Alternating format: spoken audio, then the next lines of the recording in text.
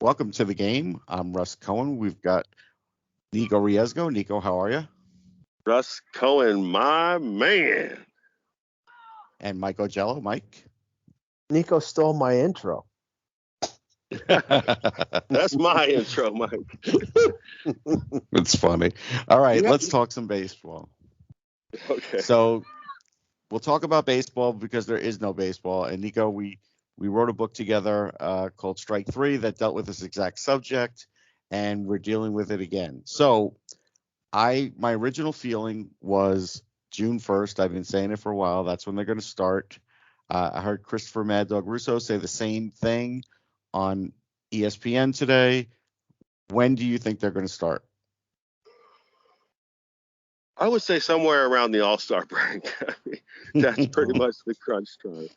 I think we're gonna be in for it. Looks like the players and Tony Clark are gonna dig in, and they want to get some kind of foundation set for the future that really compensates young players early in their career rather than later in their career by the time they hit free agency, because that's kind of when the owners are hesitant to even give them the money. So okay, so taking that into account, Nikco, and then we'll go to Mike.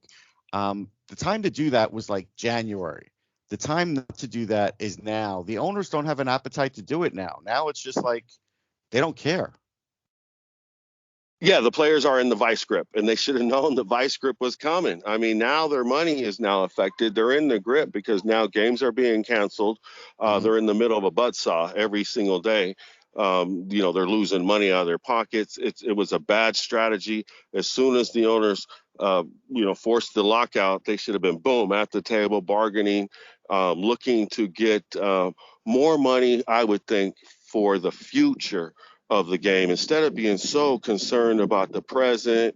And like I said, the next 5 years, they really start to look for, the players and the ambassadors of the game, for the future, and start putting money aside for what about those players that are only 1 or 2 years and they're trickling and they're out and, they're throwaway, and then now they're out.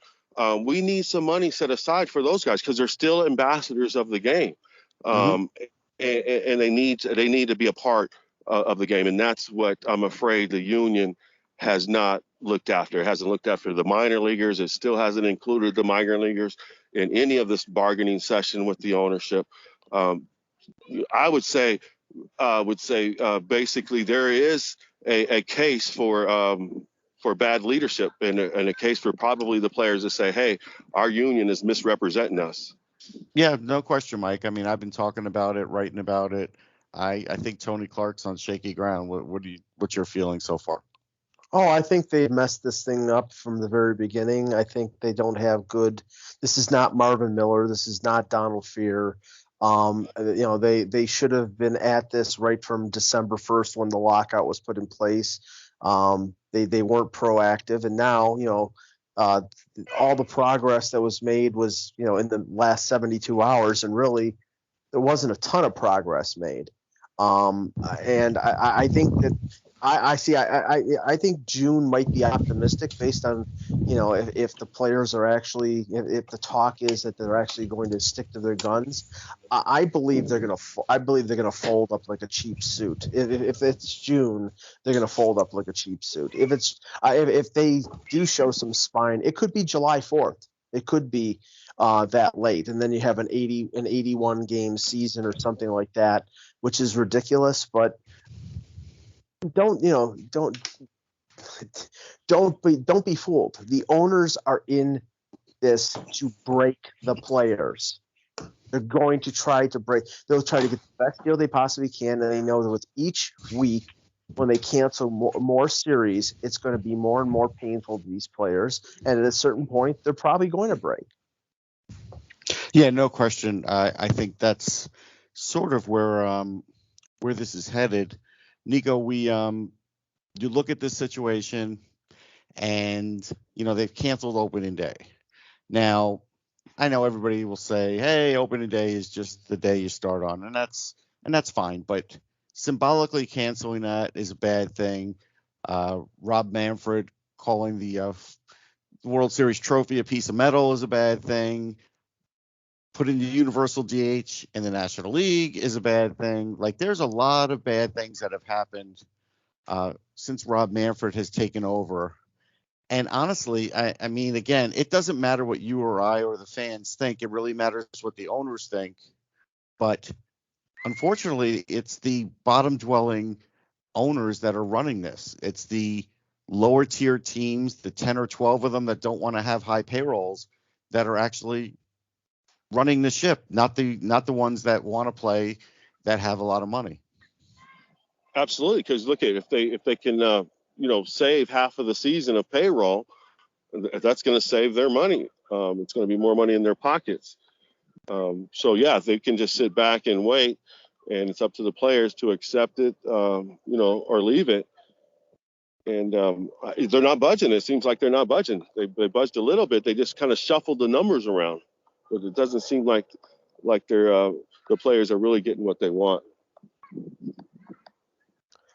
Well, I mean, honestly, I think, first of all, Rob Manfred could be the worst PR for Major League Baseball. I mean, first the what you said, Russ, about the trophy, but also in a announcement yesterday where he's talking about canceling the first couple series, he's smiling and he's jovial, like he's giving somebody an award. And I'm like, do you realize that, you've really dropped the ball on this, and you could be the most hated commissioner in professional sports since Kennesaw Mountain Landis? I mean, it's unbelievable how he acts and how badly it reflects on the game. But no, it's true. I mean, it no doesn't no thought of maybe pushing the season back, and then maybe, like I said, you can get all the games in. Maybe just push the end of the season back. But they didn't want to get all the games in, and we know that. So if you didn't make the deal that they wanted, they were going to cancel games, Nico. That was obvious. Like that, we all knew that was coming. So they had to, the players, that was what they had to give if they wanted to get their full 162. Because remember, if we go back to the bubble, the owners decided on 60. That's what they wanted at the time. And then if you go back to last year, they were like, okay, they'll play a full season, but they didn't get their full season of fans. So now this year, they were basically like, you know what? We're already missing spring training. They're saving money on that. You might as well just start whenever, because, somebody had pointed out on Twitter that they have a lot of concerts and other things that are filling the ballpark for certain dates. And that can definitely offset not having baseball games for a while. Now, I did also see, and I think this is legit, that they don't have to start giving money back to the regional sports networks until 25 games in. If they miss more than 25 games, then they have to start giving money back to those TV networks. Well, then obviously the players are going to wait for something like that, and they're going to try to make the owners squeeze and bleed just as much as they're feeling the squeeze and bleed. Mm-hmm. Well, but the thing is here is that, the Yankees, the Red Sox, the Dodgers, the Mets, they don't want this right now. They're the ones who are missing out on opening day. This whole thing is being run by, the Orioles and the Rays and the Pirates, the teams that don't want to spend. Right? I mean, from what I heard from some of the reporting yesterday, they were balking at the fact that the luxury tax would kick in at $220 million, which was up from, I think, the 205 that it was. And the whole point of it was, okay, that would take away from the fact that the luxury tax goes to those small market teams. And the thing is, there's nothing to guarantee those teams not pocketing that money and right. and not spending it on players. It's like, okay, the Pirates will never be competitive the way things are going, and neither will, the only team that spends under $100 million that is ever being competitive is the Rays, because they do it the right way. And that's the thing. It's absolutely ridiculous. The system is broken, but I'm sorry, if these teams don't want to spend money, then get out of baseball, sell the team. Well, they're making money though. That's the point, Nico. It's like they pointed out how much money the Braves make because they own other things. It's not just baseball. And a lot of these places, a lot of these corporations that own teams are not like the Yankees or Mets with singular or family ownership. A lot of them are massive corporations that it's just a division. And when it's like that, they're still making money, Nico. Yeah, and have they talked about any designated city planned playoff or planned World Series events? What do you mean? Have they talked about that in the bargaining, that they're going to change No. the location of the World Series annually to a No. designated southern city, or similar No. to the NFL to plan it? No, the only thing that they talked about in terms of postseason is the expansion of playoffs to potentially 14 teams, and that apparently the players didn't want that because they thought that it would sort of eat away at competitive balance. That the more playoff it would teams water down the regular season. I'm in agreement with that. Yeah. Nico, I don't know how you feel about it, but I don't want 14 No, the teams players should want to be in the playoffs. They should want more teams in the playoffs. It's more No, show why would time. you want that? Because the playoffs add another dynamic to the game, and you have more teams into the dynamics, gives you more small market teams available to just sneak in there, a chance to see a superstar that we may not have seen before because there's not enough teams allowed in it. So we want as much teams. I would be taking open those. I would be open for an end of the year round robin tournament. I mean, No. and maybe then why have a the regular season? Because that places you higher in the tournament. You pay the last team, so you would play the last team, one versus number 32, things like that. Where it's more competitive at the end, and that would bring you more revenues. Well, some of the stuff that they're pitching is just like it's like the World Wrestling Federation. It's like, okay, if you finish in first place, and then after the first round, you get to choose your opponent. I mean, could you give me a friggin' break with this stuff? I mean, honestly, I can tell you that nobody is going to go pay big playoff money to see the Yankees against the Kansas City Royals in the first round of a 3-game series that the Royals have zero chance of winning. Like, nobody's paying money for that. Right. So exactly. I don't think. And that's the problem with the 14, Nico. There's going to be some bad games. They're not all going to be sellouts. This is, Kansas City, they're a franchise. They won the World Series just a few years ago with Soler, and they had some ball players. And then they immediately stripped it down like the Florida Marlins did a few years back. I mean, that's the thing. It's not impossible for these small market teams to build a team that is World Series capable. It's impossible for them to sustain it because after the 4 or 5 years that they have, like Alex Gordon or some of the younger players or some of their pitchers, when they go to get paid, well, there's no money, so they trade them off. They get rid of them. So yeah, I mean, and look, I'm painfully aware of the Royals. I was there at that World Series for a couple of games against the Mets, so I'm aware. But it is a different franchise now. I mean, they have completely unplugged, and that's what Mike is getting at, and that is what happens, and it's a shame. But so they're the teams that are really affecting this, and they're the teams that don't care if you miss 30 games this year because they don't care about not having anything at the ballpark because they don't get attendance anyhow. And I know that Russ took great pleasure in the resignation of Derek Jeter in Miami, but the stories that came out afterward, I think, make Derek Jeter look like almost like a hero because he essentially. He would have the investment that he made in the Marlins would have turned from $5 million to $25 million after 5 years. He resigned after 4.5, and the reason he resigned is because they weren't going to spend any more than I think $40 million in salary. They were in on a couple players in terms of before in free agency before December the 1st, and basically.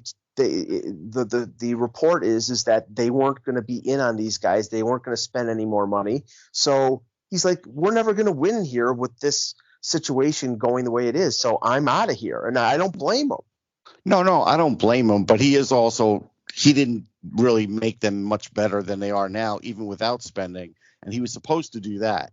But listen, he doesn't need the money. He can walk away whenever he wants. He's fine monetarily. So they developed a couple good young players. I mean, Jazz Chisholm is going to be I don't know if he's going to be a superstar. Yeah, but I mean, this listen, if you go back to what he had initially set out to do, he was going to try and be the Tampa Bay Rays, and he failed. I mean, that's a reality.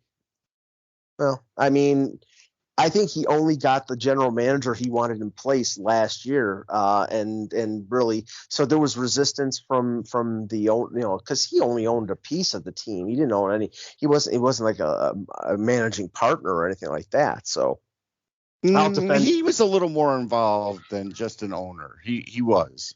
He was a point guy. He was a point guy, and he also left Don Mattingly hanging. But that's okay in Mike's book, so that's okay. Oh Jesus. Well, what are you gonna do, Mike? What do you mean? It's one Yankee leaving. He left him behind. He's still employed, isn't he? He's still got a contract. Does he want to be? Does he want to be employed now? Now that Jeter's not there, does he still? He might not want to be employed. He was employed there before Jeter, I'm pretty sure. He was like a year before, I think. Yeah. But, okay. All right. Listen, I'm just glad it's all happy in Yankee land. That's fine. I have nothing against Derek Jeter. I think he's a good guy. I like Don Mattingly as a guy, but that is the way it is. But Nikco, as far as where it is now, baseball's dropping in popularity. They are losing mind share amongst people. If you come back in June, you got to deal with the NHL playoffs, the NBA playoffs, all kinds of things. It's going to be hard to get off the ground. It's not going to be filled at the beginning. They are digging themselves a massive hole. And honestly, advertisers are going to catch up with them because the ratings have been dropping, and they're only, corporate support only lasts so long. And that's what they've been living off of because they haven't been selling out stadiums for a while either. Most teams.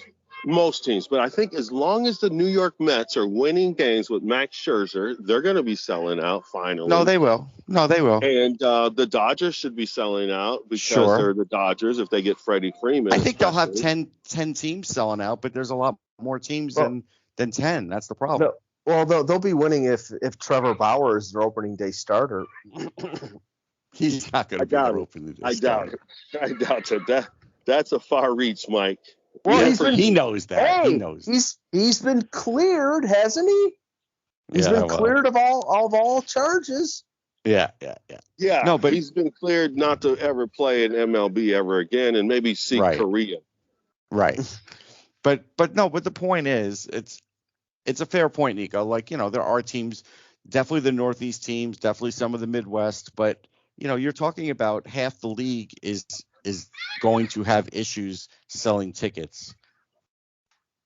They're going to. They are, and they were having that problem even before all this madness. So Correct. there's a big problem in the game when you took a look at the cost for the fans, basically. And it's been like this for about 20 years. The fans have been broken when it comes to inflation and the price points. And what do? We need to really change some of the ticket dynamics into, corporations. Let's get more corporations involved and get some of these tickets into fans, covered by corporation nights and costs. And it would be a great idea. I'm for that. I mean, because, there's a limit that what people will pay. If you're charging, as an example, just, your lowest priced or medium priced ticket, $40 a game, you're going to get families going to 1-2 games a year. That's it. Because if they have 4 kids, the game's going to cost them $250 and they're out. They're not coming back for most of the summer. How does that help them?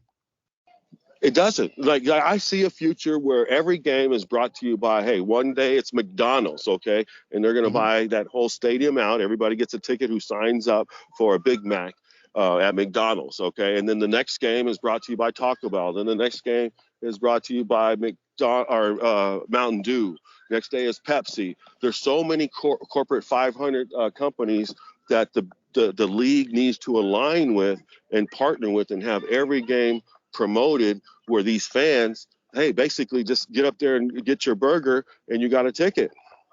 Yeah, and the following day it'll be some hospital that does angioplasties after sponsoring Big Macs and Mountain Dew. No, but I mean, I think that there is a way to involve corporate entities into making things more, family, making prices more friendly for families. But I mean, honestly, it's like for a franchise like the Yankees. I mean, most of I'm sure there's a sizable season ticket base, but most of their fans are fans like me who come into New York for like one or two games and don't mind spending the $80 for a seat in the bleachers and $15 for an order of garlic fries because we don't go Here's every here's game. a here's a Right. new revenue stream too.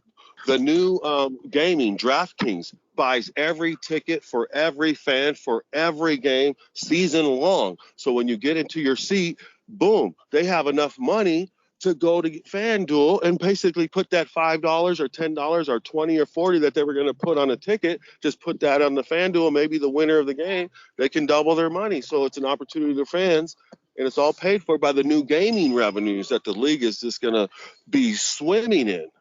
Well, I think there's something to be said about that. You're gonna have to tweak it a little, Nico. You didn't do the numbers, but I get what you're saying, and I like what you're saying on the surface.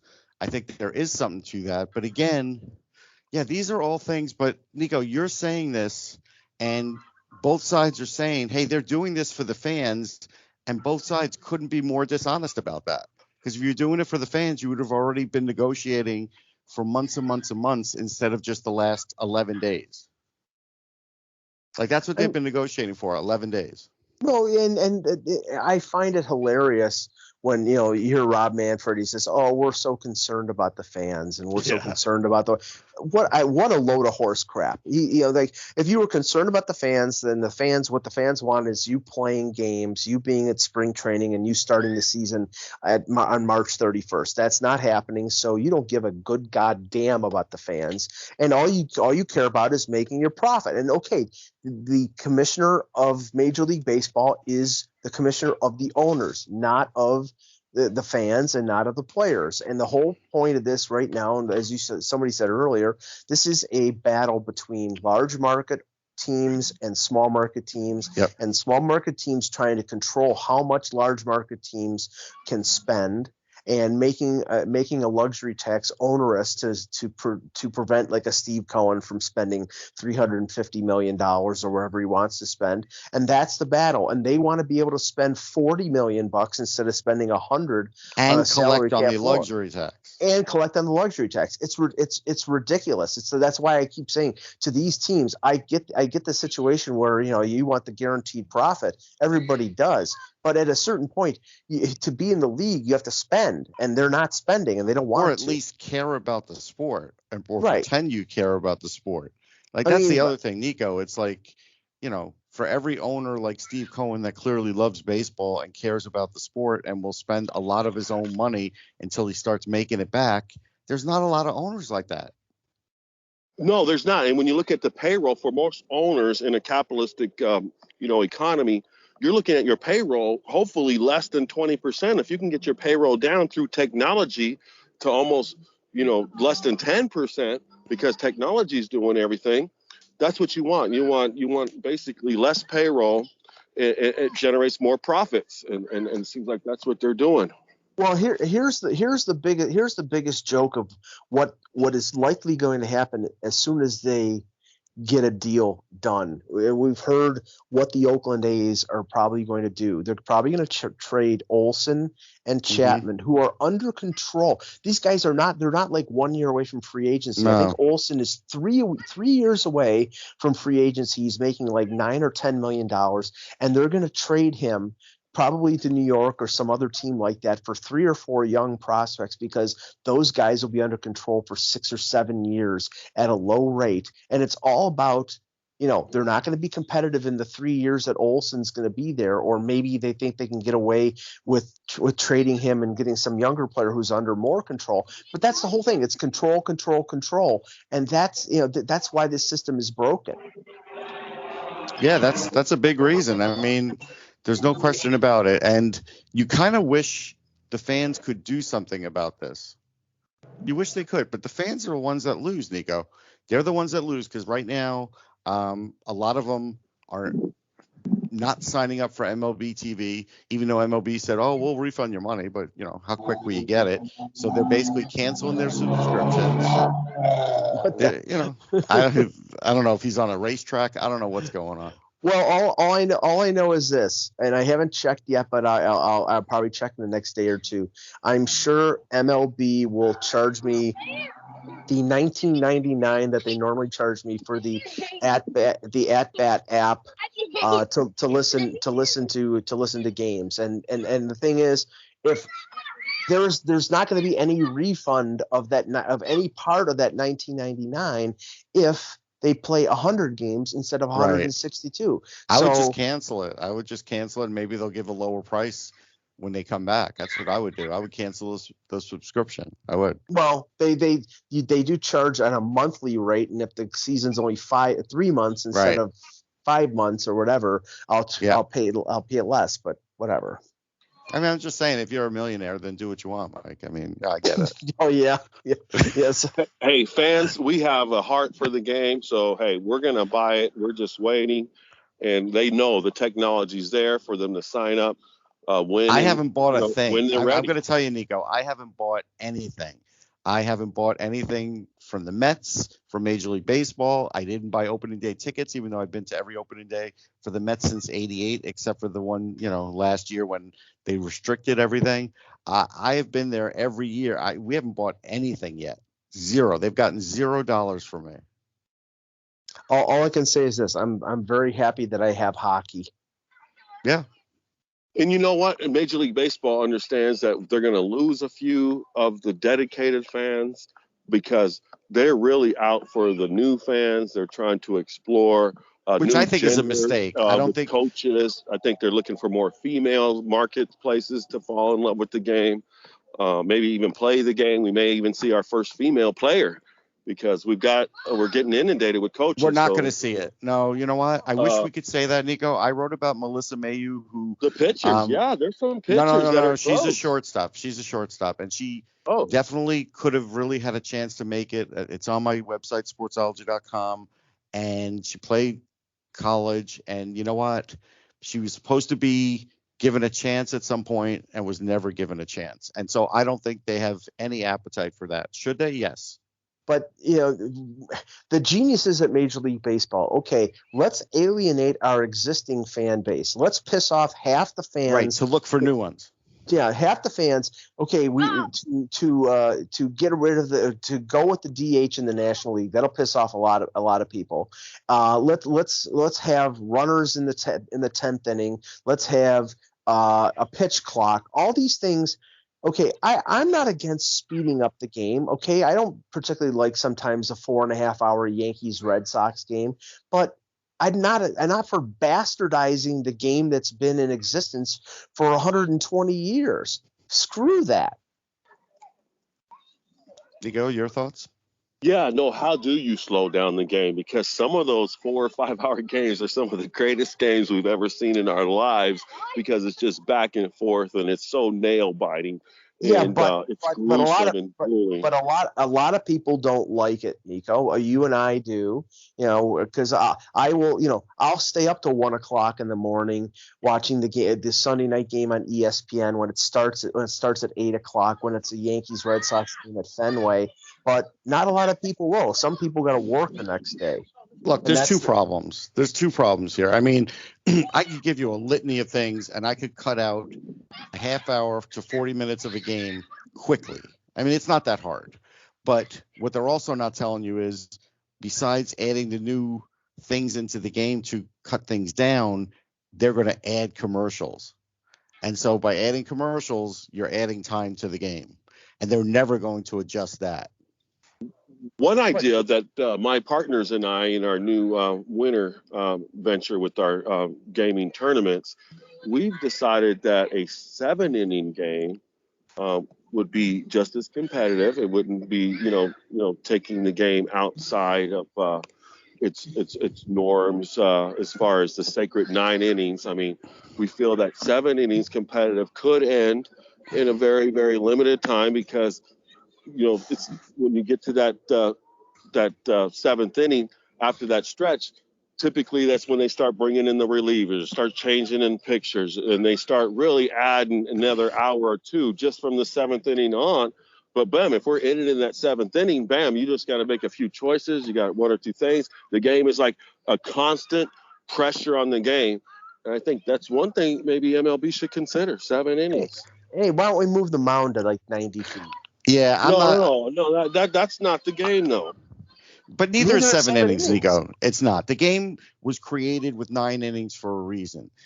When baseball was created, there was good reason for some of these things that are still instituted, and the 3 outs, the 9 innings. How does 7 innings really change the dynamics other than really it will speed it up and put more pressures on the teams to score? Well, guys will get fewer at bats. The statistics will be lower. They're going to make less money as a result. You could start there. Yeah, and if you think that 7 innings is going to change the way bullpens are being used, the starters are going 5 innings right now. So you're going to have relievers in the 6th and 7th innings if you have a 7-inning game instead of the 6th, 7th, 8th, and 9th. Actually, if you go with 7 innings, you'll just have more starters, which is terrible. Right. But would the game be shorter? I'm just saying, will it at least? I mean, I can't see games going over 2 hours. Then not many, unless it's really going into extra innings, which we get to still keep the same integrity of our extra inning. Yeah, at least you would be doing that. I get that part. Well, I mean, yeah, okay. No, you'll have more games tied at 7 inning on. Probably have more games in extra innings, so they'll end up playing 9 anyways, probably, and maybe 8, and then the game will be over. Yeah, let's put 2 runners on base in the 8th inning. Let's not even go there. Well, that's going to end this edition of the game. We'll keep an eye on the situation, and we'll catch everybody next time. My man.